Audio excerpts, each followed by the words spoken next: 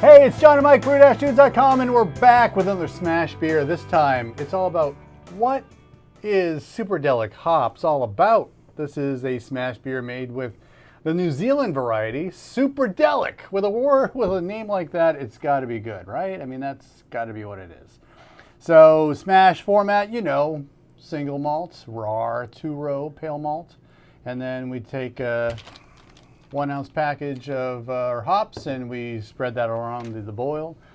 This one, I think I did a smidge at the very beginning of the boil. I did most of it at I would say the whirlpool stage, and then saved a little bit for dry hopping. You know, just try to spread it out. Knowing that this is Superdelic, I'm thinking it has some strange, you know, awesome fruity flavors, but we'll see. We'll see what we perceive here.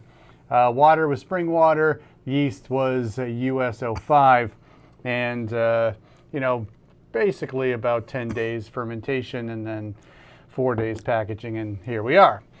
So that's what we got, man. Superdelic hops. What are you perceiving off the nose right away? What is it? I definitely pick up some like lime zest, almost like that juicy fruit gum type of quality to it. Yep. A little bit of I get a little bit of like there's a little bit of grass. Yep. That grass earthy thing actually comes across with that lime zestiness a little bit like lychees, canned lychees. Canned lychees. That hasn't made an appearance in a while, but I definitely get some of that in here, which I thoroughly enjoy.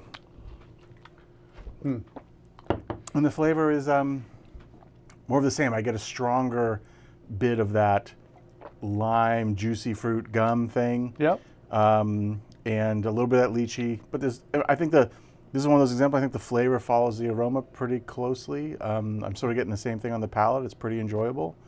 Yeah, so it's citrusy, but to me leaning lime, a little bit grassy, and a little bit just that hop, green matter aroma in a not unpleasant way.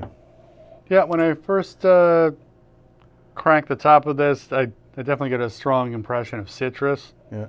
I think I follow suit with your detection of lime, you know, and I'm trying to get that candy fruit thing that you got going on, but it's just like strong, like pleasant, limey citrus. Yeah, and I like the fact that it carries into the flavor. Yeah, I know.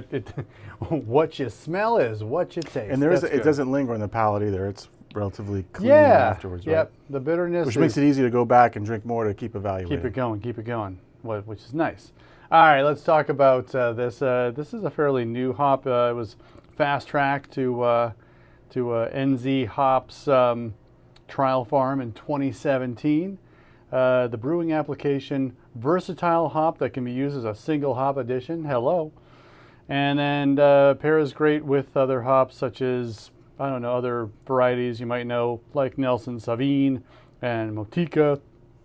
Ideal for hazy IPAs and other hop-forward styles. In terms of sensory descriptors, unique oil profile, yields flavors and aromas of red fruit, candy, citrus, and tropical fruit. So I think that the lychee and the lime thing is pretty much that citrus and tropical fruity thing. Yep. So yeah, this is a good one certainly for any kind of juicy, fruity IPAs. I think using this in combination with some of a lot of like your standard hops that, like, think about how popular Galaxy was and how hard it is to actually get decent Galaxy now, and then there may be other couple varieties. I bet if you use those varieties in combination with this, you could sort of rescue. This would fill in some of those gaps where this is what really struck me on this, is that as long as this hop holds up repeatedly to bringing this to the table, I think you could probably then get some use out of some of the hops that are great hops, but sometimes just don't deliver on their promise from, say, 5 years ago, right? Things like Galaxy, even Motueka, El Dorado, those guys, right? Sure. I think it's pretty good. I was just looking to see if I could get a year on this. I think this is a 2023 harvest, but don't quote me because I don't see anything like that. But this is an alpha acid of 9%. The range that I saw online was 9 to 12%. So kind of on the low side of the range, but pretty good. And again, I wasn't really using it a lot in the early stages of the process, mostly in the late stages, and it definitely delivers its fruit flavors in that application. Yeah, it's pretty good. Yeah.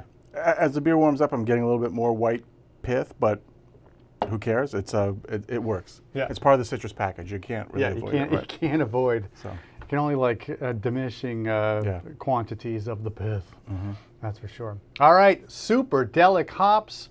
What is it all about? We say we like it. I like it. Yeah, this is a good pretty one. good. And if you're looking for another variety to have in your stable for fruit flavors, for these hoppy, juicy IPAs that you love brewing for your friends and family, try Superdelic hops. This is a good one. All right.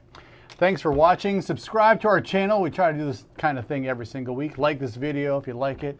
And I don't know, just follow along because we do this kind of thing every single week. For John and Mike, brew-dudes.com.